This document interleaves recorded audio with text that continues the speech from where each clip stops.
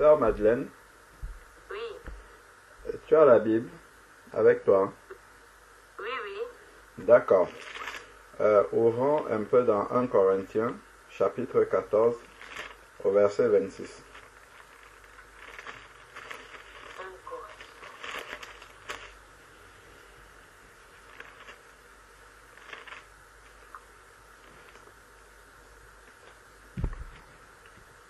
Alors.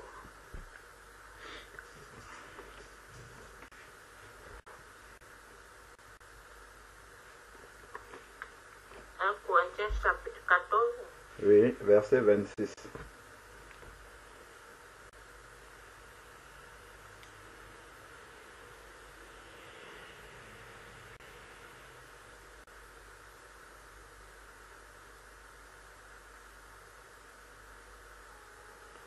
C'est bon, tu as trouvé? Oui, oui. D'accord. Donc au verset 26, il est dit, que faire donc, frères, lorsque vous vous assemblez, chacun a-t-il un cantique, une instruction, une révélation, une langue, une interprétation, que tout se fasse pour l'édification. Donc en fait, le déroulement d'une réunion des enfants de Dieu doit se passer conformément à ce verset-ci.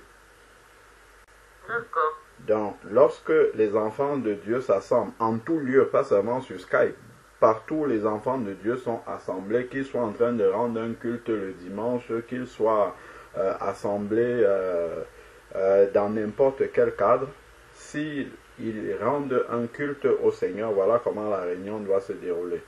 C'est-à-dire, c'est écrit, lorsque vous vous assemblez, chacun a-t-il un cantique. Donc le chacun c'est mis pour tous les enfants de Dieu qui sont présents.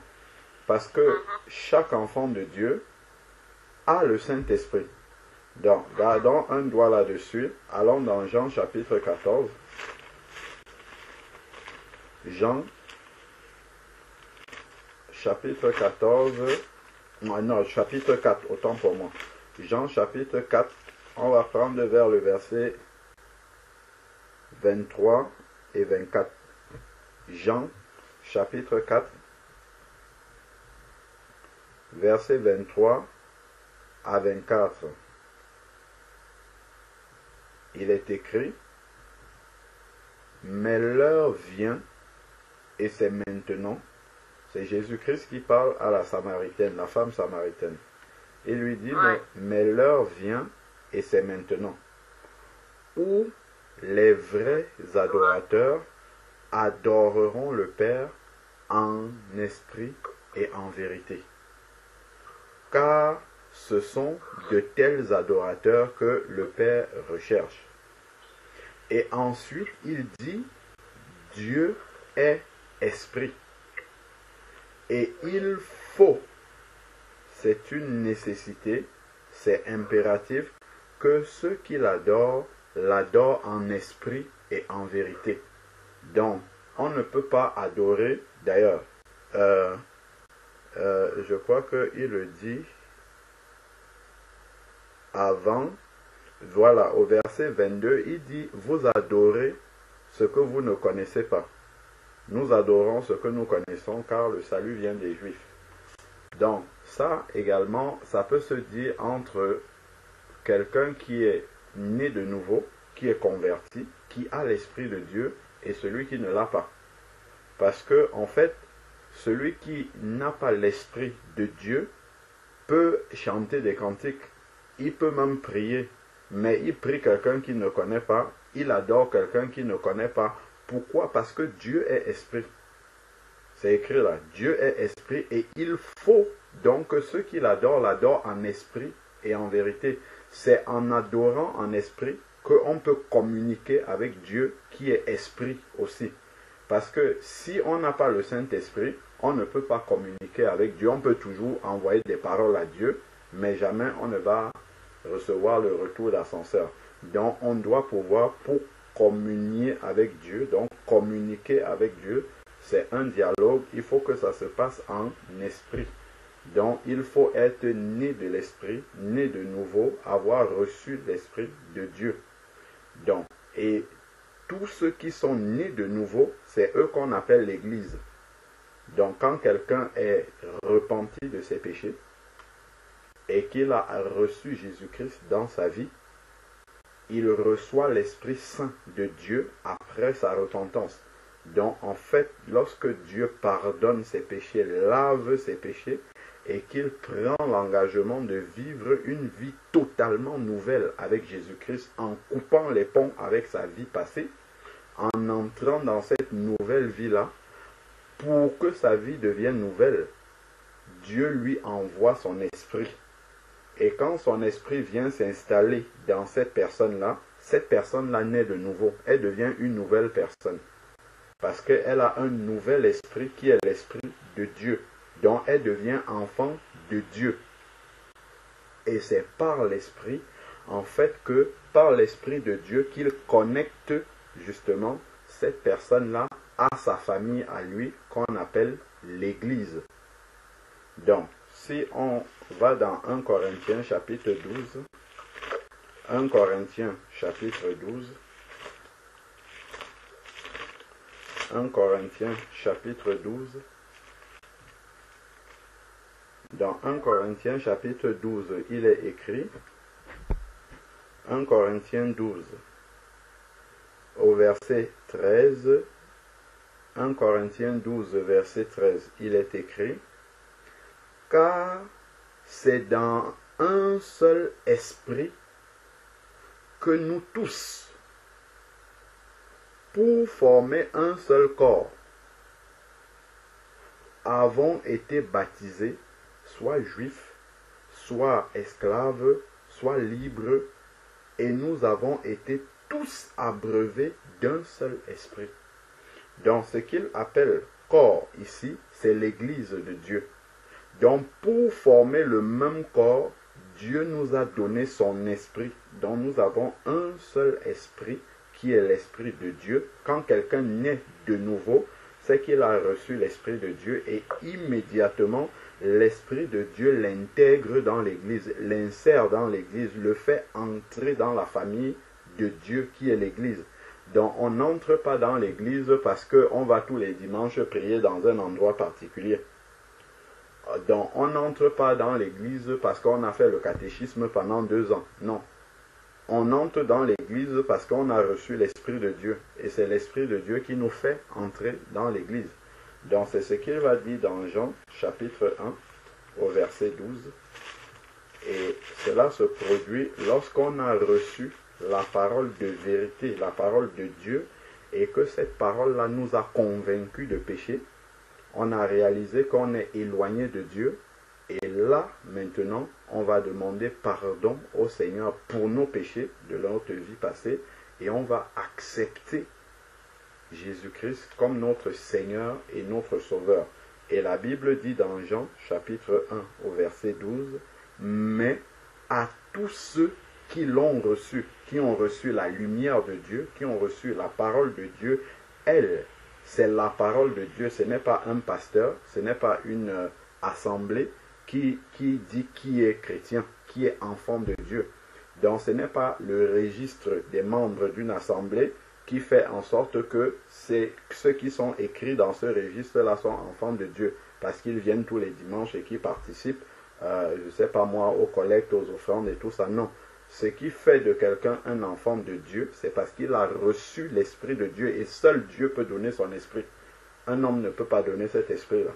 Donc c'est écrit ici, Jean chapitre 1 verset 12, « Mais à tous ceux qui l'ont reçu, la parole de Dieu, elle a donné le pouvoir. » C'est la parole de Dieu qui donne le pouvoir. Elle a donné le pouvoir de devenir enfant de Dieu. Donc on le devient parce qu'on a reçu l'Esprit de Dieu.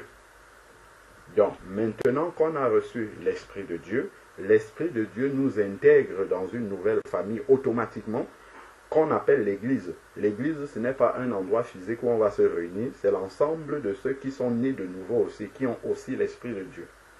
Et maintenant, lorsque ceux qui ont l'Esprit de Dieu se réunissent comme enfants de Dieu, lorsqu'ils se réunissent pour glorifier et célébrer le nom du Seigneur, comme ils ont l'Esprit de Dieu, ils vont donc pouvoir adorer le Père en esprit et en vérité. Et comme c'est le Saint-Esprit qui inspire la prière, comme c'est le Saint-Esprit qui nous inspire pour les cantiques, comme c'est le Saint-Esprit qui nous inspire pour l'adoration du Seigneur, pour les chants que nous élevons à Dieu, comme c'est le Saint-Esprit qui nous inspire pour l'exhortation, la prédication, comme c'est le Saint-Esprit qui nous inspire pour les témoignages, donc en fait, tout enfant de Dieu qui est né de nouveau, qui a l'Esprit de Dieu, doit pouvoir, par l'Esprit, laisser l'Esprit de Dieu parler pendant une réunion chrétienne. Donc voilà pourquoi 1 Corinthiens, ici, chapitre 14, va nous dire, lorsque vous vous assemblez, chacun, ce n'est pas seulement le pasteur qui doit parler, ce n'est pas seulement la chorale qui doit chanter, ce n'est pas seulement, des personnes désignées, les anciens qui doivent prier, non, c'est chacun, c'est tout enfant de Dieu parce qu'il a reçu l'Esprit de Dieu. Donc, chacun a-t-il un cantique. Donc, si quelqu'un, comme tu as vu les sœurs là, ou les frères aussi, si quelqu'un est inspiré par l'Esprit de Dieu, il va commencer à chanter. Si les autres reconnaissent le chant, ils peuvent chanter avec lui. S'ils ne reconnaissent pas le chant, ils peuvent au moins dire Amen. Donc c'est comme ça que la réunion des enfants de Dieu, l'église de Dieu telle que le Seigneur l'a bâtie, c'est comme ça en fait que la réunion des enfants de Dieu se passe. Donc il n'y a pas une faveur, on ne fait pas une faveur à quelqu'un s'il prie. Il prie, c'est le Saint-Esprit qui lui a fait la faveur parce que l'Esprit de Dieu a prié au travers de lui. Et les autres, en tant qu'enfants de Dieu, doivent reconnaître que voilà, l'Esprit de Dieu est en train d'inspirer ma sœur. Donc, moi, je dois me taire, écouter ma sœur pour être édifié, parce que c'est écrit ici que tout se fasse pour l'édification. Donc, il s'agit de s'édifier mutuellement. Donc, quand tu pries, j'écoute ta prière, l'Esprit de Dieu m'encourage au travers de ce que tu dis dans ta prière, et là, je peux dire Amen. Et Amen, ça m'encourage également, c'est ça l'édification mutuelle. Et moi, quand je vais donner un témoignage également, tu vas écouter, ça va t'édifier aussi, et toi aussi tu diras Amen. Et tout le monde, sans aucune exception, si quelqu'un se tait ici, là, c'est que c'est lui-même qui a voulu se taire. Mais lorsque on se réunit dans la réunion des enfants de Dieu, tel que le Seigneur l'a recommandé dans sa parole, c'est le Saint-Esprit qui dirige la réunion, dont le Saint-Esprit va inspirer un tel frère, après il va inspirer une telle sœur, après il va inspirer tel autre, et ainsi de suite. Mais tout doit simplement se passer dans l'ordre. C'est-à-dire que quand une personne commence à parler, les autres se taisent, on écoute pour être édifié. On va dire Amen, et après, quelqu'un d'autre va prendre, et ainsi de suite. Et maintenant, au milieu de l'Église, en plus d'être enfants de Dieu, il y a certains qui ont reçu un appel particulier, par exemple, pour enseigner la parole de Dieu. Il y a certains qui peuvent être appelés à l'enseignement. Donc, à un moment donné, ils vont entrer dans cet appel que Dieu leur a donné. Ils vont donner le message que Dieu leur a donné, et après, ils vont s'arrêter. C'est aussi une manifestation du Saint-Esprit. Donc, ils vont donner ce message-là par l'Esprit de Dieu, et ceux qui sont en face, qui ont aussi l'Esprit de Dieu, vont recevoir ce message-là, ils vont dire Amen, et après, quelqu'un d'autre va continuer par un témoignage, par un sujet de prière, et ainsi de suite. Donc, c'est comme cela, en fait, que tous les cultes qui sont dirigés vraiment par le Seigneur doivent se passer conformément à la parole de Dieu. Amen. Est-ce que, ma soeur, par rapport à ça, tu as des questions? Est-ce que c'est comme ça que habituellement vous faites le culte, vous rendez culte à Dieu? parole de Dieu, oui, oui. Amen. Gloire au Seigneur. Je voudrais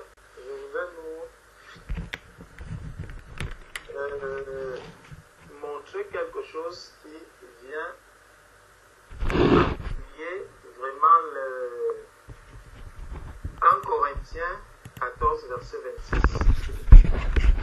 C'est que souvent, lorsque nous lisons la parole de Dieu,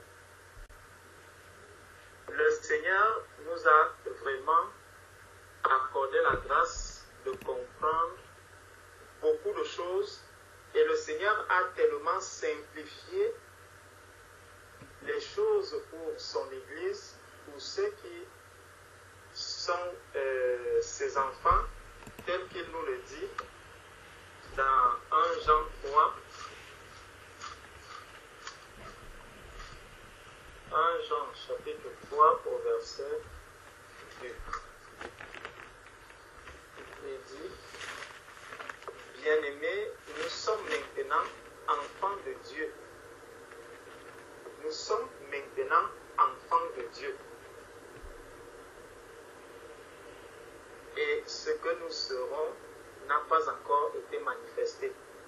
Donc, lorsque le Seigneur nous fait ce rappel, en nous rappelant que nous sommes devenus enfants de Dieu, et nous voyons la manière qu'il nous présente le rassemblement des saints, comment est-ce qu'il devrait se passer, comment est-ce qu'il doit se passer, il y a une explication à cela. Il y a vraiment une raison pour laquelle le Seigneur ne nous a pas laissés dans l'incertitude ou dans l'ignorance par rapport à l'ordre, parce que ça aussi, c'est l'ordre du Seigneur.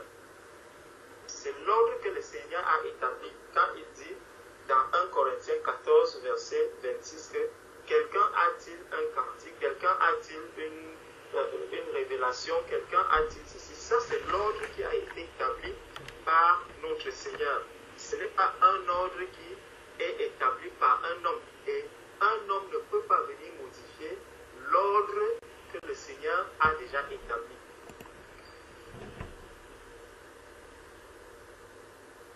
Il priait et où il disait que nous devons aller de gloire en gloire. Quand le frère a dit cela, c'est dans 2 Corinthiens, chapitre 3. 2 Corinthiens, chapitre 3, à partir du verset 7. Gardons bien en esprit 1 Corinthiens 14, verset 26. Et nous allons voir que le Seigneur, ça c'est vraiment une manière de développer de ce que le Seigneur avait déjà préparé pour ses enfants. Donc, dans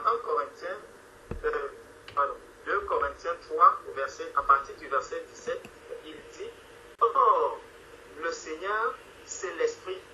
Ça rejoint déjà ce que le Seigneur Jésus disait à la Samaritaine, que Dieu est Esprit. C'est ça qu'il fait de l'apôtre Paul, vient encore nous dire ici. Or, le Seigneur, c'est l'Esprit. Et là où est l'Esprit du Seigneur, là est la liberté. Donc, 1 Corinthiens 14, verset 26 est vraiment l'expression de la liberté de ceux-là qui ont déjà été affranchis par Jésus-Christ.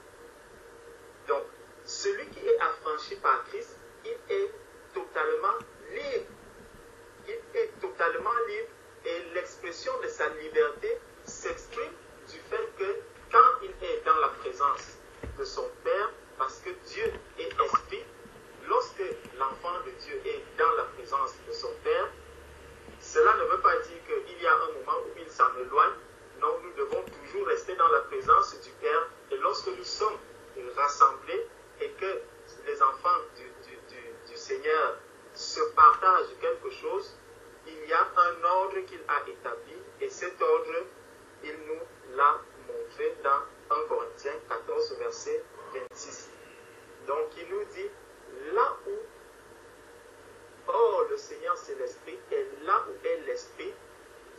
Seigneur, là est la liberté. Nous tous qui, le visage debout, contemplons comme dans un miroir la gloire du Seigneur, nous sommes transformés en la même image. Nous sommes transformés en la même image de gloire en gloire comme par le Seigneur l'Esprit. Nous sommes transformés de gloire en gloire. On peut donc se demander, mais de quelle gloire est-ce qu'il est en train de parler? Prenons un peu Jean chapitre 17.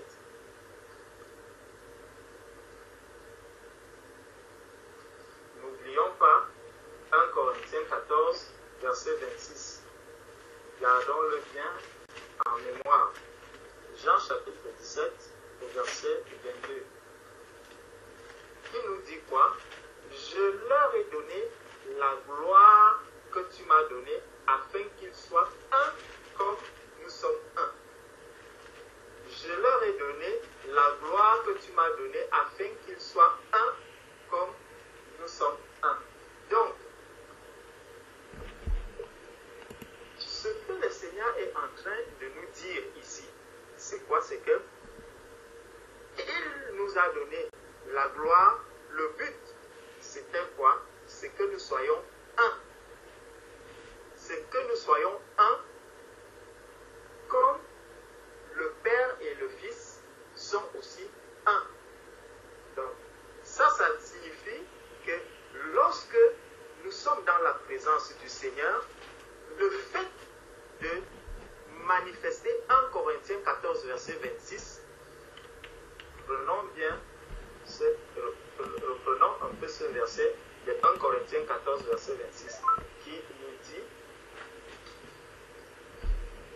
regardons ce qui est écrit dedans. Que faire donc, frères, lorsque vous vous assemblez, les uns ou les autres parmi vous ont-ils un cantique, une instruction, une révélation, une langue, une interprétation, que tout se fasse pour l'édification. Donc, le fait que nous soyons un amène à l'édification et c'est une preuve que nous avons vraiment reçu la gloire du Seigneur. De sorte que lorsque mon frère va parler, lorsque mon frère va prier, lorsque ma sœur va prier, sa prière va m'édifier. Ce qu'il fait va m'édifier. Tout ce qu'il fait va m'édifier. Pourquoi? Parce que nous sommes un. Le fait que mon frère prie, le fait que ma sœur loue par un cantique, le fait que mon frère ou ma sœur élève la voix, cela a des répercussions en moi, dans ma vie, dans ma marche avec le Seigneur, et ça révèle et ça montre que nous sommes un. Si nous n'étions pas un, alors la prière que mon frère va élever, en moi, elle ne m'apportera absolument rien. Ça nous montre déjà que vraiment le Seigneur nous appelle à marcher vraiment par l'Esprit.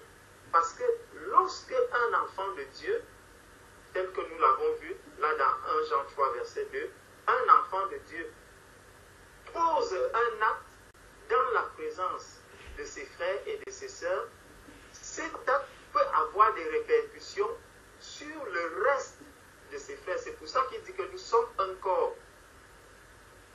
Nous sommes un corps. C'est pour ça que nous devons vraiment faire attention lorsque nous rentrons dans la présence du Seigneur. Lorsque nous nous assemblons, c'est très important. Il nous dit que là où 2 ou 3 sont rassemblés à mon nom, je suis au milieu d'eux. Ayant reçu la gloire du Seigneur, tout ce que nous allons faire, tout ce que nous allons accomplir devrait montrer que nous sommes un. Et donc, la manière dont je vais prier, la manière dont je vais louer le Seigneur, je dois savoir que puisque nous sommes un dans le Seigneur, et c'est pour ça que le Seigneur va également dire que si j'ai un différent avec mon frère, avant de venir déposer une offrande, il faudrait que j'aille d'abord régler le différend que j'ai avec mon frère.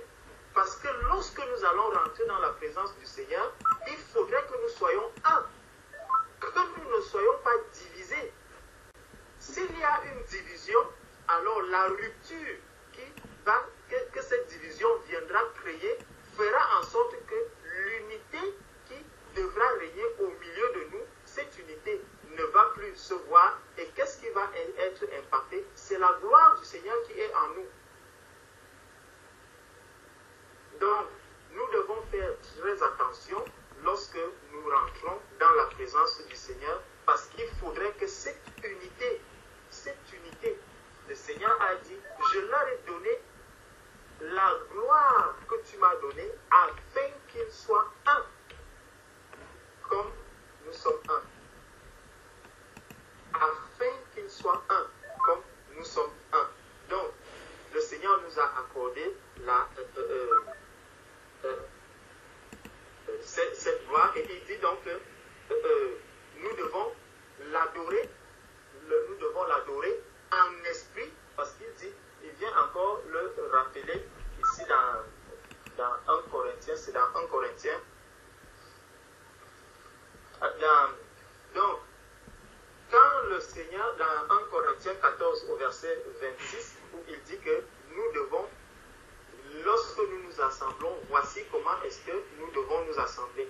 Donc, lorsque nous avons compris que nous sommes des enfants de Dieu, et que nous avons reçu la gloire de Dieu, quelqu'un qui a reçu la gloire de Dieu, qui est dans l'unité avec ses frères, où est-ce qu'il va donc prier? Nous sommes partis du fait que là où est 2 Corinthiens, nous avons pris 2 Corinthiens 3 au verset 2 Corinthiens 3, verset 17, qui nous disait ceci: or, le Seigneur, c'est l'Esprit, et là où est l'Esprit du Seigneur, là est la liberté. Donc, nous sommes remplis du Saint-Esprit, et puisque nous avons donc l'Esprit pour parler avec notre Dieu, le Seigneur nous a dit que là où 2 ou 3 sont rassemblés, à mon nom, je suis au milieu d'eux. Comment est-ce que nous sommes dans la présence de Dieu? Nous sommes dans la présence de Dieu en esprit. Nous sommes dans la présence de Dieu en esprit. Et donc, comment est-ce que cela se passe concrètement? Prenons Colossiens chapitre 1, verset 13. C'est un verset que nous connaissons tous. C'est un verset que nous connaissons tous. Verset 12 à 13.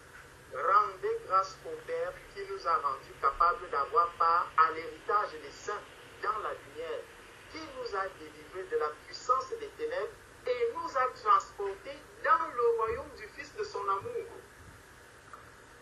Donc, nous avons l'Esprit de Dieu, et lorsque nous nous assemblons, il nous dit que là où 2 ou 3 sont assemblés, à mon nom, je suis au milieu d'eux. Donc, nous sommes transportés dans le royaume des cieux, et c'est dans le royaume des cieux que nous rendons ce culte à Dieu. Parce que nous sommes dans la présence de Dieu. Donc, nous pouvons avoir encore des yeux, mais les yeux charnels, en nous disant, mais où est ce Dieu? Il nous dit donc que nous avons été transportés dans le royaume des cieux, dans le royaume du Fils de son amour. C'est pour ça que nous devons l'adorer en esprit. Si nous commençons à l'adorer par la chair, c'est une adoration qui est vaine. Nous ne pouvons adorer Dieu qui est esprit qu'en esprit. Nous ne pouvons pas adorer Dieu qui est en esprit par la chair. Une adoration qui est faite au Seigneur par la chair ne peut pas avoir un effet. Mais par contre, une adoration qui est spirituelle, le Seigneur la reçoit, le Seigneur l'agrée. Et c'est pour cela qu'il nous a dit comment est-ce que nous devons l'adorer. Il a dit, les véritables adorateurs l'adoreront en esprit et en vérité. Parce que nous avons l'Esprit de Dieu en nous, Dieu étant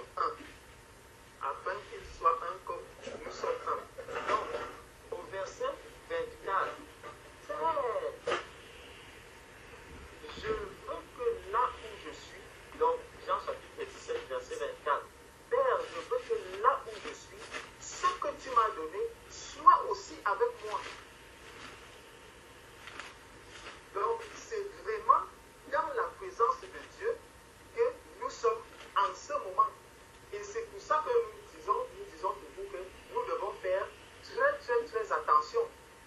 Quand on commence, on prie, on loue le Seigneur, nous devons savoir que tout ce que nous faisons, c'est en esprit que nous sommes en train de le faire. Et nous devons savoir que nous sommes dans une unité d'esprit. Parce que si nous ne sommes pas un, cela va avoir un impact. Donc, nous devons savoir que nous sommes dans la présence du Père. Père, je veux que là où je suis, ce que tu m'as donné soit aussi avec moi, afin qu'il voie ma gloire. Donc, la gloire du Seigneur va se faire voir à cause du fait que nous sommes dans la présence de Dieu. Et puisque nous sommes dans la présence de Dieu, alors forcément nous allons contempler sa gloire. Donc, quand nous disons souvent ou chantons souvent, Seigneur, fais-moi voir ta gloire, ça veut dire que tu es simplement en train de dire que je ne suis pas en train de t'adorer en esprit, je suis en train de t'adorer en chair. Aide-moi afin que je commence à t'adorer en esprit. Nous avons déjà partagé par rapport à ce chant et moi vraiment c'est un chant qui ça me dérange beaucoup quand un enfant de Dieu dit Seigneur fais-moi voir ta gloire alors qu'il dit je vous ai donné, je leur ai donné la gloire que tu m'as donnée. Ça montre que je ne connais même pas ce que j'ai reçu du Seigneur. Je ne connais pas ce que j'ai reçu du Seigneur. Et non seulement je ne connais pas ce que j'ai reçu du Seigneur, mais en plus, je suis en train de confesser que mon adoration n'est pas une adoration spirituelle, mais elle est une adoration charnelle. C'est ce que je suis en train de dire. Parce qu'au verset 24, il va dire Père, je veux que là où je suis, ce que tu m'as donné soit aussi. Donc, si je suis dans la présence de Dieu, comment je peux encore commencer à dire Seigneur, fais-moi voir ta gloire? Elle est visible d'office. Dans la présence de Dieu, Colossiens 1, verset 13 nous a dit que nous avons été transportés, il nous a transportés dans le royaume du Fils de son amour. Et ici, il vient de nous dire clairement que je veux que là où je suis, eux aussi soient, afin qu'ils voient ma gloire, la gloire que tu m'as donnée, parce que tu m'as donné, parce que tu m'as aimé avant la fondation du monde. Tu m'as aimé avant la fondation du monde. Romains 8, verset 29. Allons-y. Romains chapitre 8, verset 28 à 29. Nous savons du reste que toute chose concourt au bien de ceux qui aiment Dieu, de ceux qui sont appelés selon son dessein. Bon. Donc, quand on va parler ici, Jean chapitre 17, verset 22 au verset 24, quand quelqu'un va entendre que nous sommes dans la présence de Dieu, il va croire que c'est parce qu'il s'adresse là aux morts. Non, il ne s'adresse pas aux morts, il s'adresse à ses enfants qui ont l'Esprit de Dieu. Donc celui qui a l'Esprit de Dieu est dans la présence de Dieu. C'est pour ça qu'il nous a donné ce verset, ce Romains 8 au verset 29, si il dit car ceux qu'il a connus d'avance, il les a aussi prédestinés à être semblables à l'image de son Fils, afin que son Fils fût le premier-né entre plusieurs frères. Donc, nous sommes là, enfants de Dieu, nous avons notre frère qui est aussi Jésus-Christ. Lui, comment vous pouvez imaginer que nous pouvons être avec notre frère Jésus-Christ et être là où il n'y a pas la gloire de Dieu? Qui est-ce que nous prions donc? Qui est-ce que nous invoquons donc?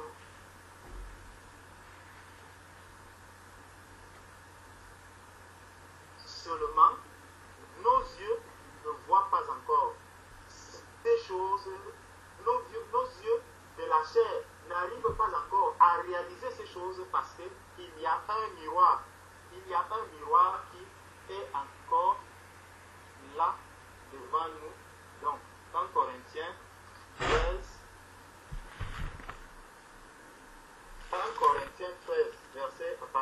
verset 12. Aujourd'hui, nous voyons au moyen d'un miroir, d'une manière obscure, mais alors nous verrons face à face. Aujourd'hui, je connais en partie, mais alors je connaîtrai comme j'ai été connu. Donc, tout ça, ça nous montre que vraiment le Seigneur veut nous amener, le Seigneur nous amène à comprendre vraiment ce que nous sommes, notre véritable identité. Notre véritable identité. Quand on regarde les enfants de Dieu qui n'arrivent pas à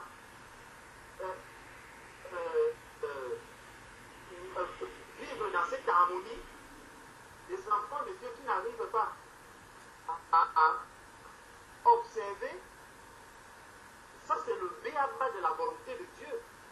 Là où 2 ou 3 sont rassemblés, si quelqu'un a un chant, il élève la voix, il chante. Celui-ci a un cantique, il élève la voix, il entonne son cantique. Celui-ci veut prier, il commence à prier. Celui-ci a une exhortation, il apporte son exhortation. Si nous n'arrivons pas déjà à vivre cette liberté, alors que nous avons déjà été affranchis, comment est-ce que nous voulons donc dire que nous sommes dans la présence de Dieu? Ça veut simplement dire que nous sommes en train de faire du désordre dans la présence de Dieu. Si nous disons vraiment que nous sommes auprès du Seigneur, nous sommes dans la présence de Dieu et que nous n'arrivons pas à réaliser ce que le Seigneur dit, donc que Maman Tègle commence à prier, je me tais, j'écoute, je suis bien, parce que ce qu'elle est en train de dire, en fait, elle est en train de m'édifier. Pourquoi? Parce que nous sommes un. C'est parce que nous sommes un. Donc ce qu'elle va dire, elle le dit vraiment en sachant que ce que je suis en train de dire va édifier mon frère Alain, ça va édifier ma soeur Florence, ça va édifier mon frère Stéphane, ça va édifier tel autre. Donc elle parle vraiment sans toutefois penser que je le fais seulement pour mon bien. Et c'est ça qui différencie ceux qui adorent le Seigneur en esprit et ceux qui l'adorent par la chair. Parce que celui qui l'adore par la chair, il va regarder ses problèmes, il va regarder ses soucis, il va se soucier uniquement de lui, il va commencer, oh, prions pour telle chose pour moi, priez pour ceci pour moi, priez pour ceci pour moi, priez pour ceci pour moi, priez pour ceci pour moi. La question c'est, est-ce que tous ces sujets de prière que j'allie là édifient mon frère? Est-ce qu'ils édifient ma soeur? Donc, tout ça doit nous amener à comprendre l'ordre dans le Seigneur, la vie dans le Seigneur, et c'est comme ça que nous allons manger. Il y a un exemple que le frère Alain nous donne souvent, que je ne sais pas si c'est un récit ou une histoire, qu'il y avait des personnes étaient dans le royaume du diable, et ils avaient des longues fourchettes. Celui-ci, quand il mangeait, il prenait, il cherchait à mettre la fourchette dans sa bouche, mais tellement la fourchette était longue qu'il ne pouvait pas se nourrir. Mais quand il arrive dans le royaume des cieux, chacun a la fourchette, il nourrit son frère. Il nourrit son frère le nourrit, il nourrit son frère le nourrit. C'est exactement comme ça que dans le royaume des cieux, nous sommes appelés à fonctionner. Donc, tout ce que je vais faire, c'est pour édifier mon frère. Et le Seigneur nous dit qu'il a établi tous les ministères uniquement pour l'édification du corps de Christ. Donc, même le souci, le grand souci du Seigneur vraiment, c'est que le corps du Christ soit édifié, continuellement, que nous soyons édifiés les uns les autres. Donc, 1 Corinthiens 14, verset 26 est vraiment une manifestation encore plus de l'amour du Seigneur. Et de cette manifestation de l'amour, le Seigneur nous enseigne beaucoup de choses. Nous avons vu seulement à partir de là, ça nous a amené, permis de comprendre que nous avons la gloire de Dieu, nous sommes même dans la présence de Dieu, et que ce n'est que parce que nous sommes dans la présence de Dieu que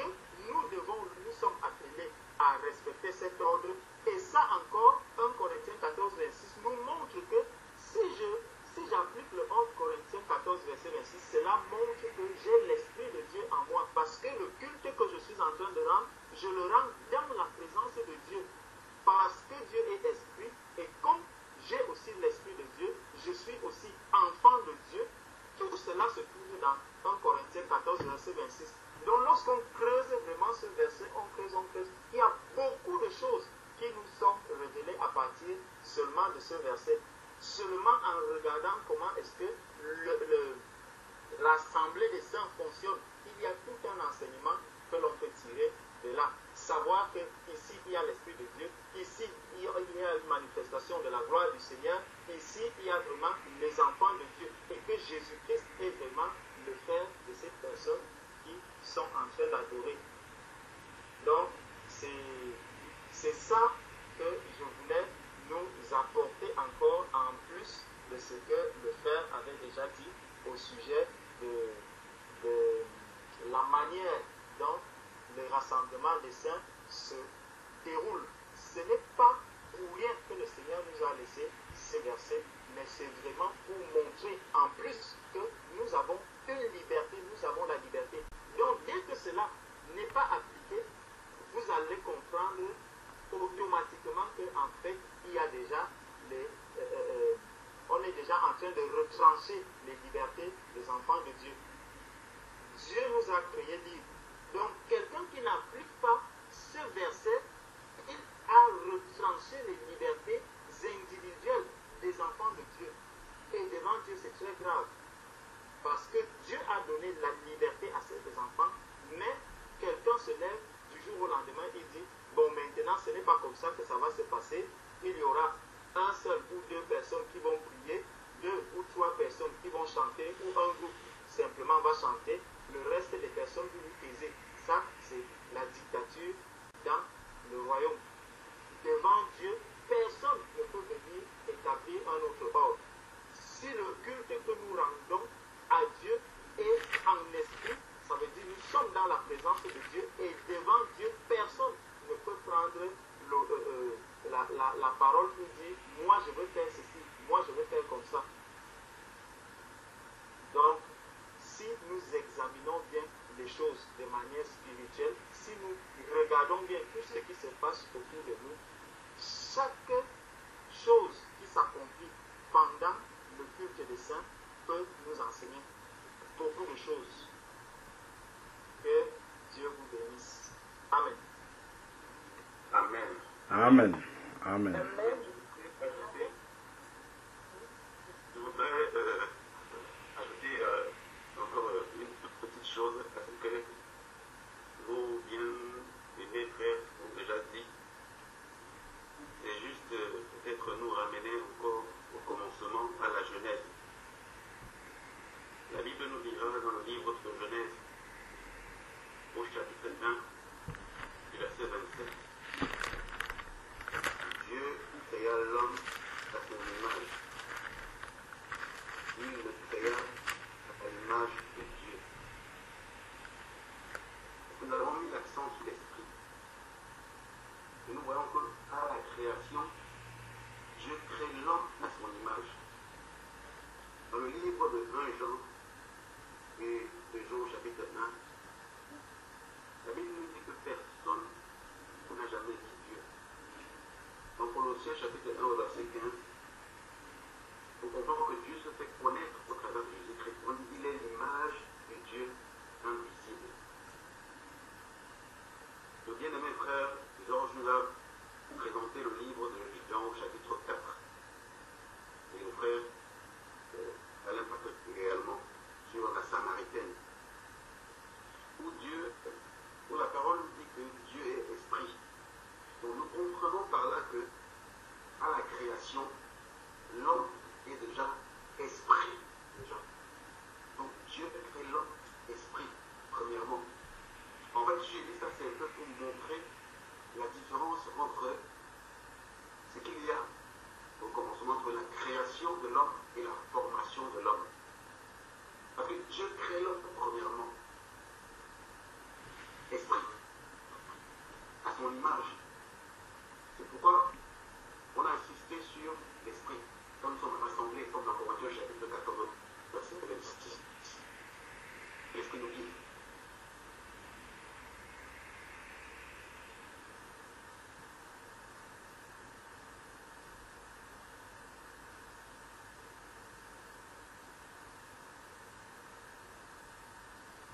Genèse au chapitre.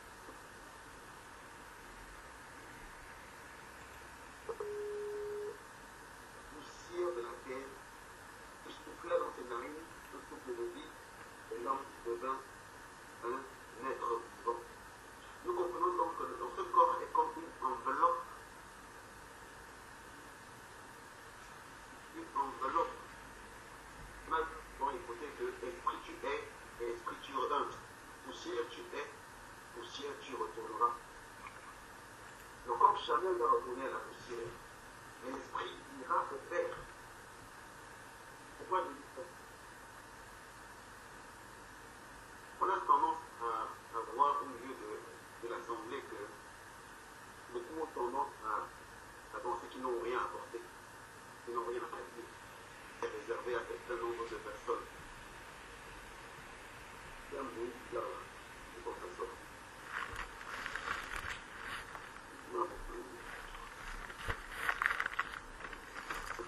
Donc la Bible nous dit que en fait, c'est de l'abondance du cœur que la bouche parle. On a toujours quelque chose à apporter, un témoignage personnel, une lecture que nous avons faite et que Dieu nous a parlé personnellement.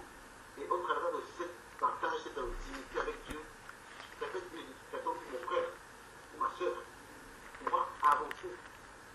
Il ne faut pas dire qu'on n'a rien reçu, qu'on n'a rien du tout.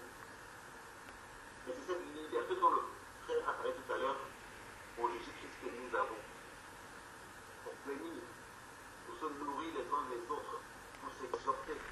Parce que Dieu a mis en nous son esprit. Dans le livre d'Éphésiens, au chapitre 2, il nous dira, car nous sommes son ouvrage, ayant été créés en Jésus-Christ pour de bonnes œuvres que Dieu a préparées d'avance, afin que nous les pratiquions. Les fondements sont déjà posés.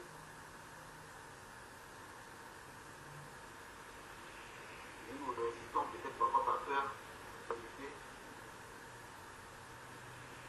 mais le carnaval est déjà là. Mais quand vous êtes réunis, que faire? S'il y a un cantique, l'autre une exhortation, pour seulement que tout se fasse. Pour une édification de corps. Donc voilà mes frères, je ne voulais pas trop parler, c'est juste pour marquer cette dimanche la formation, sachant que nous sommes premièrement esprit déjà avant d'être chair. Et puisque nous sommes esprit, il faut marcher en esprit et en vérité. La Samaritaine m'a posé une question très importante à lui. Où est-ce que nous retrouvons? Je vais lire un peu. Dans Jean chapitre 4.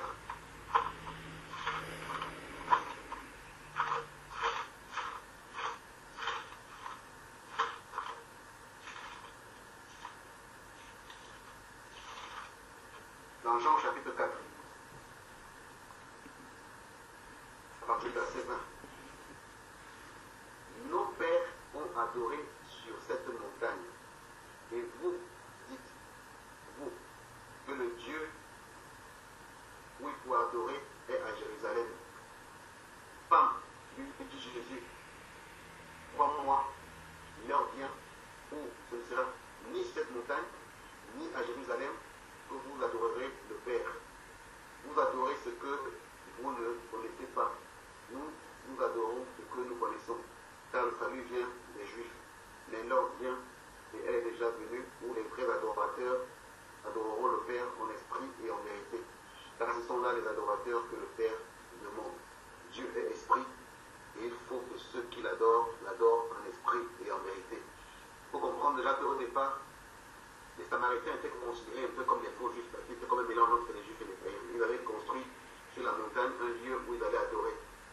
C'est pour ça qu'il y avait cette question-là de finalement par où vous juifs vous dites qu'il faut aller adorer à Jérusalem. Nous, nos pères ont dit qu'il faut adorer à la montagne. Et Jésus le répond d'une façon claire. On comprend que ce n'est pas dans un lieu, Dieu n'est pas défini par un lieu géographique. Parce que beaucoup de gens disent, bon, le dimanche, on va à la maison du Seigneur, on va prier, je t'aime, parce que Dieu est là-bas, Dieu n'est pas ici avec nous. Et Jésus dit, l'heure vient, et elle est déjà venue, où les vrais adorateurs adoreront le Seigneur en esprit et en vérité. Dans l'unité dans la foi, en esprit, en Christ. C'est préparés devant la parole de Dieu en Christ, pour sa gloire, pour les bonnes œuvres qu'il a préparées pour nous, afin que chacun trouve sa place, juste équilibre, ne pas se trouver trop petit. Dire non, j'ai rien à dire, j'ai rien à apporter. Non, on a toujours quelque chose à apporter. On a toujours quelque chose à apporter. Que Dieu vous bénisse, mes frères. Amen. Amen. Amen. Amen. Gloire à Dieu. Amen.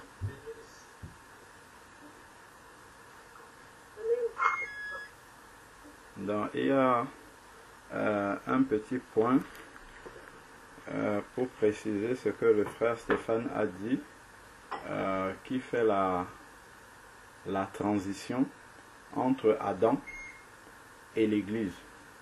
Donc, comme le frère nous a montré dans la parole de Dieu, Dieu a créé Adam à son image, Adam et Ève.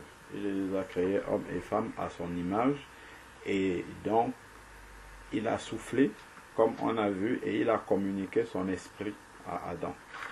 Donc après, Adam et Ève vont commettre le péché, et ensuite ce péché va se transmettre aux générations d'après, comme on le sait, Romains 5 en parle, et le péché va aller grandissant.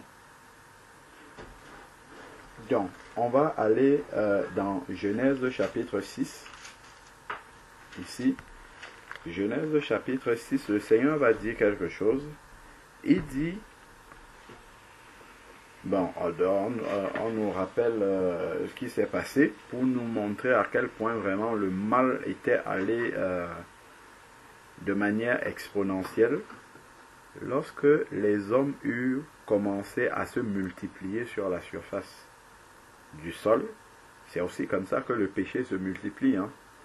Donc, et que des filles leur furent nées, les fils de Dieu virent que les filles des hommes étaient belles, et ce fut parmi elles qu'ils choisirent leurs femmes.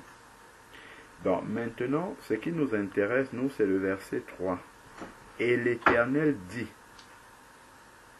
mon esprit, dans ma Bible c'est avec grand E, mon esprit ne restera pas toujours dans l'homme, car celui-ci n'est que chair et ses jours seront de 120 ans. Donc voilà comment l'Esprit de Dieu, en fait, à cause du péché, va sortir de l'homme. Ça, c'est l'Esprit de Dieu que Dieu avait insufflé dans Adam, qui était un être de chair, mais avec l'Esprit de Dieu pour pouvoir faire la volonté de Dieu. Donc, à cause du péché, l'Esprit, maintenant, de Dieu va sortir du corps de l'homme. Et c'est comme ça que l'Esprit de Dieu sortant du corps, l'homme n'est plus le temple de l'Esprit de Dieu parce que l'Esprit de Dieu n'habite plus en lui. Voilà pourquoi Éphésiens chapitre 2, allons dans Éphésiens, Éphésiens chapitre 2 va nous dire, Éphésiens chapitre 2,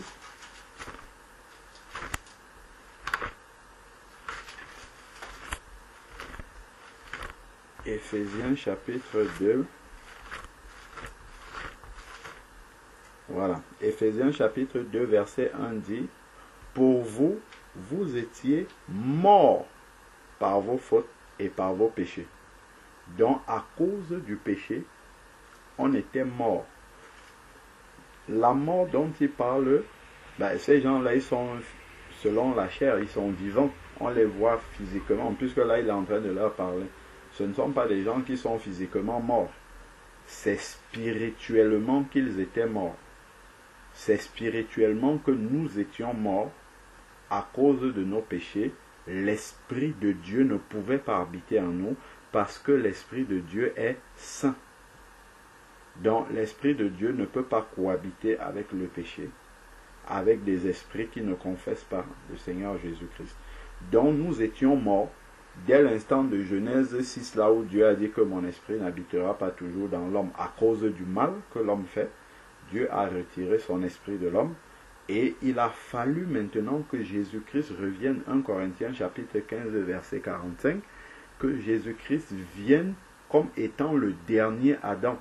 Donc pour corriger, pour réparer l'erreur, la faute, le péché que Adam a commis et l'Esprit de Dieu est sorti de l'homme. Donc Jésus-Christ est venu réparer cette erreur-là afin que l'Esprit de Dieu revienne dans l'homme. Voilà pourquoi, en fait, quand l'Esprit de Dieu revient en nous, immédiatement Dieu nous appelle maintenant des saints, alors que nous étions des pécheurs. Parce que son Esprit est venu habiter. Quand il dit que nous sommes des saints, c'est à cause de son Saint-Esprit qui habite en nous. C'est pour ça qu'il nous appelle des saints. Ce n'est pas parce qu'on a fait des œuvres saintes, non. C'est à cause de son Esprit Saint qui habite en nous et qui a fait de nous des nouvelles créatures. Donc l'Esprit de Dieu revient habiter dans l'homme parce que son péché a été pardonné. Et donc cet Esprit-là revient en nous et donc on reprend vie. On n'est plus mort, on reprend vie. Voilà pourquoi on parle de la nouvelle naissance, dont on revient à la vie ou la résurrection à une vie nouvelle. C'est pour ça que la nouvelle naissance est aussi assimilée à la résurrection à une vie nouvelle, une vie sans péché. Parce que l'Esprit de Dieu qui était mort, enfin l'Esprit de Dieu qui nous était retiré, et nous étions donc morts, notre esprit était mort, Dieu a redonné vie en fait à notre esprit. Donc voilà le lien en fait entre Adam qui était créé avec l'Esprit de Dieu et à cause du péché cet esprit-là est sorti et avec la nouvelle naissance grâce à l'œuvre de la croix l'Esprit revient habiter dans celui qui est né de nouveau et donc il peut redevenir à l'image de Dieu. Voilà pourquoi par exemple dans 1 Corinthiens chapitre 11 qui parle du voile, Dieu va dire par exemple à l'homme de ne pas se couvrir la tête au moment de la prière parce que l'homme est l'image de la gloire de Dieu. C'est à cause de son esprit. L'esprit qui habitait dans Adam, qui est revenu habiter dans l'homme, à cause de cet esprit-là, la gloire de Dieu est de nouveau visible au travers de l'homme. Donc, c'est tout cela que nous devons considérer. Et pour revenir au sujet, et l'expression de la liberté des enfants de Dieu que chacun exprime au moment du culte est l'expression de la diversité du corps. Lorsque nous regardons nos membres, en fait, il n'y a pas un moment où un membre de notre corps reste comme mort. Non.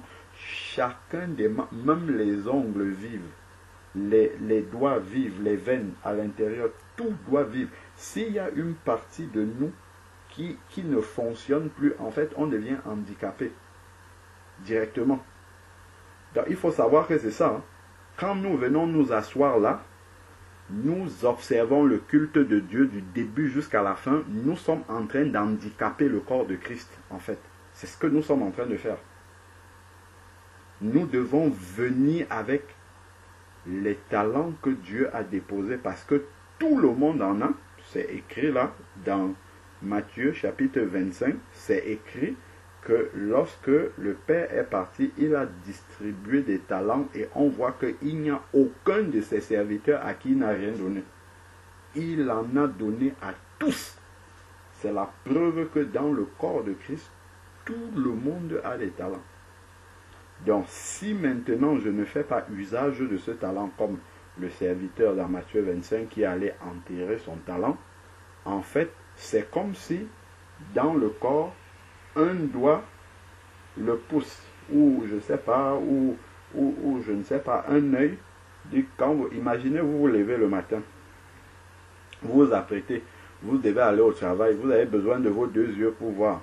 Un œil dit, moi je ne vais pas m'ouvrir aujourd'hui, je vais te laisser comme ça.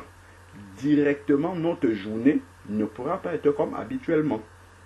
Parce qu'on va ressentir vraiment l'effet d'avoir un seul œil, il faudra que celui-ci travaille plus. Parce que celui-là ne peut pas voir. L'œil-ci, quand il voit, il soutient cet autre œil. Il se partage la charge de la vue, ce qui fait que ça pèse, la charge de la vue pèse moins pour chacun des deux yeux. Par contre, si celui-ci dit, ok, moi je ne travaille pas, moi je reste fermé ce matin, celui-ci, il va devoir travailler énormément et donc il va se fatiguer vite. C'est la même chose dans le corps de Christ. Si je viens m'asseoir et j'écoute Frère Georges parler, à un moment donné, je vais essorer Frère Georges comme ça. Je vais l'essorer comme la serpillère. Et toute l'inspiration, s'il était venu charger, il va être déchargé complètement. Si vous prenez deux voitures, par exemple, vous prenez une voiture qui est complètement déchargée et vous essayez de brancher avec celle qui est chargée, laissez longtemps comme ça. Je ne suis pas mécanicien, hein, mais il va avoir un transfert d'énergie après, à un moment donné. Si celle qui est déchargée là ne se charge pas rapidement, elle va décharger complètement l'autre et après les deux voitures seront déchargées. Donc, prenons bien l'image du corps en disant, faisons l'expérience nous-mêmes pour voir ce que ça fait. Je dis aujourd'hui, le bras droit là, je ne vais pas me servir de ça. Le bras droit ou gauche, même le gauche, pour ceux qui sont droitiers. Comme le gauche, on ne s'en sert pas beaucoup. Laissons le bras gauche, on dit comme il ne me sert pas beaucoup, je vais le laisser, je ne l'utilise pas. Essayez d'utiliser une seule main pendant 1 heure de temps. Vous allez voir comment tout le corps va souffrir à cause de la main qui est handicapée. Hein. Tout le corps va souffrir et en particulier l'autre côté de la main là, parce qu'on va tout faire avec cette main là. Si avant je prenais ma Bible avec 2 mains, maintenant je serais obligé de prendre avec une seule main, ça va peser plus. Donc cette main qui soutient la Bible va se fatiguer plus, parce qu'avant c'était 2. Le poids de la Bible était partagé entre les deux, maintenant il y a un qui manque. Donc celui-ci va plus travailler, et donc il va se fatiguer plus rapidement. C'est la même chose. Transposons ça dans le corps de Christ. Regardons 1 Corinthiens chapitre 14 verset 26. J'ai un cantique, une révélation, tout ce qui doit édifier mon frère que Dieu a prévu de lui donner aujourd'hui par moi. Je viens, je me tais, j'attends. Mon frère ne sera pas édifié, d'ailleurs moi non plus. Et on va repartir comme ça, décharger chacun. Prenez l'eau chaude, beaucoup d'eau chaude, enfin de l'eau chaude, avec beaucoup d'eau froide. Vous avez une grande bassine comme ça d'eau froide, vous avez un peu d'eau chaude là-bas. Mélangez un peu les deux et mettez la main dans l'eau, vous voyez quelle température ça va. C'est un frère ou une sœur bouillante qui arrive au milieu d'une église froide. Regardez ce que ça va donner. Chauffe un peu d'eau, juste un peu, peut-être dans un bol comme ça. Par contre, prends une grande bassine d'eau froide, verse dedans, mets ta main dans l'eau et tu vois quelle température ça va. Tout ça, en fait, ce sont juste de petites images pour nous montrer toujours le 1 Corinthiens 14, verset 26, que Dieu a donné. Quand il parle de l'édification, c'est pour... Il a pris la peine d'abord, quand il dit, lorsque vous vous réunissez, l'un a-t-il un cantique, une édification, une langue, une exhortation. Mais c'est parce que Dieu a pris la peine de donner d'abord ça à chacun de nous. Et il nous appartient maintenant de venir l'exprimer, à moins que nous ne passons pas du temps en privé dans la présence de Dieu. Mais lorsque nous passons ce temps-là en privé dans la présence du Seigneur, enfin individuellement dans la présence du Seigneur, c'est là où Dieu nous donne ces choses-là. Afin que maintenant, lorsque nous venons au milieu des saints, que nous exprimons, on ne doit même pas, le doigt qui est là. Si je dois prendre une fourchette pour manger, je n'ai pas besoin de dire au doigt que, attention, là maintenant tu dois te refermer comme ça pour pouvoir tenir la fourchette, sinon la fourchette va tomber. Le doigt agit automatiquement parce qu'il sait que c'est ça son rôle. Il a quelque chose à faire. Si je veux prendre la fourchette, il faut que le doigt se ferme pour que la fourchette reste entre mes doigts. Donc, de la même manière, dans le corps de Christ, quand je viens à un culte, si j'ai compris en fait que le culte, c'est selon 1 Corinthiens, chapitre 14, verset 26, quand je m'assois, si le frère Georges n'a pas d'exhortation, tant pis pour lui. J'apporte ce que j'ai à apporter. Quand je dis c'est chacun de nous, là, je ne parle pas de moi, frère, là, c'est chacun des enfants de Dieu. Je viens, frère, moi j'ai un témoignage, j'ai même une question, ainsi de suite. Et c'est comme ça, en fait, que le culte se déroule. Parce que je sais que je suis un membre qui a reçu un talent. Le premier talent que nous recevons, c'est l'Esprit de Dieu. Et c'est le plus grand de tous les talents. À moins que je ne sache pas que j'ai reçu un talent qui est l'Esprit de Dieu. À moins que je me dise que, c'est l'Esprit de Dieu de frère Georges seulement qui parle. Oh, c'est le même. Il n'y a pas l'Esprit de Dieu du frère Jean-Charles, l'Esprit de Dieu de la sœur Florence. Non, c'est le même et la même proportion d'esprit qui est dans chacun des enfants de Dieu. Il n'y en a pas un qui a un plus grand Saint-Esprit que les autres. C'est la même chose. Maintenant, ce qui va différencier, si vous voyez quelqu'un parler plus, ce qui va différencier, en fait, c'est qu'il y a un qui va entretenir plus sa communion personnelle avec Dieu, dont il sera plus rempli. Il y a un autre, ou bien le même, ou les mêmes, qui vont avoir plus de foi, en fait. Plus de foi qu'ils ont vraiment reçu l'Esprit de Dieu et que Dieu leur a communiqué des choses pour partager, pour l'édification des frères et sœurs. Donc, ça s'exprime en fait par la foi. Donc déjà, c'est clair que si je ne passe pas du temps dans la présence de Dieu, forcément, je ne serai pas rempli. Donc, une fois que je suis rempli maintenant, l'autre va dire, je suis timide. Ça n'existe pas, la timidité. Ce n'est pas un esprit de timidité que nous avons reçu, mais c'est un esprit de force. Donc, en fait, le Seigneur lui-même va, il prend la peine déjà de nous remplir. Il nous donne d'abord son esprit, il nous remplit. Et maintenant, pour exprimer le contenu de ce que nous avons reçu de la part de Dieu, c'est par la foi, en fait. Donc, quand 1 Corinthiens chapitre 14, verset 26 dit, l'un a-t-il une édification, l'un a-t-il un cantique, tout ça, en fait, c'est l'expression de la foi. C'est par la foi qu'on fait ça. Ce n'est pas parce qu'on est plus sûr que les autres, qu'on est plus grand que les autres. Non, c'est que je crois que j'ai reçu l'Esprit de Dieu. Je crois, en fait, que lorsque je vais ouvrir la bouche pour parler, c'est l'Esprit de Dieu qui va me conduire parce que je suis dans la présence de Dieu. Et je vais rester toujours connecté à l'écoute de Dieu pour apporter ce que j'ai reçu. Et c'est comme ça, en fait, que ça va s'exprimer, que ça va sortir. Et au fur et à mesure que ça sortira, j'aurai plus confiance en fait au Seigneur et je laisserai les grâces du Seigneur s'exprimer.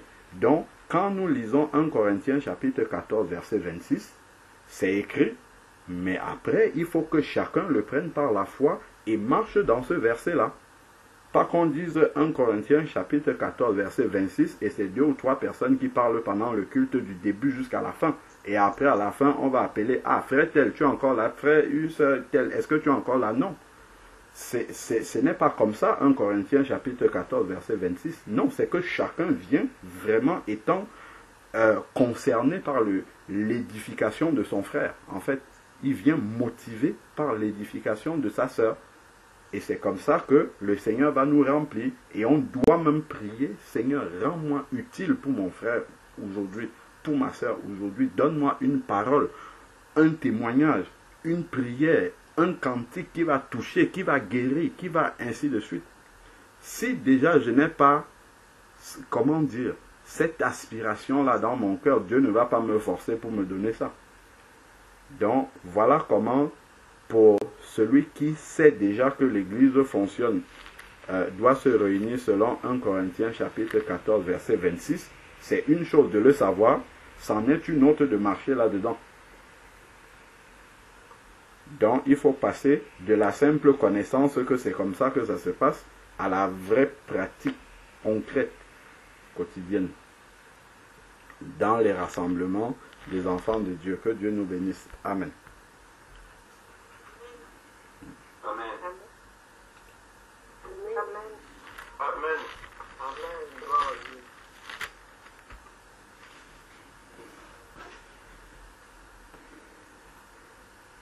Sœur Madeleine, c'est bon. Tu as compris tout ce qui a été dit par rapport au rassemblement et au déroulement des cultes des enfants de Dieu? Oui, j'ai très très bien compris. En tout cas, c'est quelque chose que nous parlons tout le temps. C'est juste mettre la parole de Dieu en œuvre et la pratiquer, quoi. Amen. Bien écouter ce que le frère a parlé. Nous apprenons tous les jours, en tout cas. Et c'est juste que parfois nous écoutons, mais aussi mettre en pratique. Parfois, c'est ça qui est difficile. Mais la parole de Dieu n'est pas un truc hyper semblable. On ne joue pas avec Dieu. Donc, soit tu es avec Dieu, soit tu n'es pas avec Dieu. Donc, si tu es avec lui, c'est la mettre en pratique totalement. Ce n'est pas de mettre une partie à lui ou ne pas partie. Soit tu es avec lui ou tu n'es pas. Donc, franchement, tout ce qui est écrit dans la parole, c'est la vérité. Donc, je crois que le Seigneur a tout dit aujourd'hui. Il n'y a rien d'autre qu'à ajouter que ce qui a été dit de la parole. Juste, j'ai été interpellée par rapport aux chansons que le frère a parlé là tout à l'heure. Par rapport quand il parlait de ce qu'il dit, Seigneur, je veux voir ta gloire. Je ne sais pas si je peux donner aussi ma part d'idée ou